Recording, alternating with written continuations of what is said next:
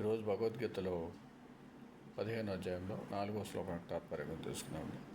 గురు బ్రహ్మ గురు విష్ణు గురుదేవో మహేశ్వర గురు సాక్షాత్ పరబ్రహ్మ తస్మై శ్రీ గురవే నమః.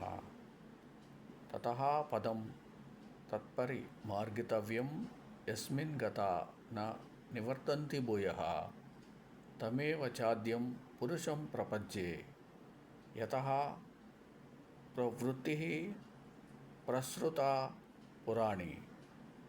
తాత్పర్యం: పిదప దేనిని పొందితే మళ్ళీ ఈ సంసారానికి తిరిగి రావడమనేది లేదో ఆ పరమపదాన్ని అన్వేషించాలి.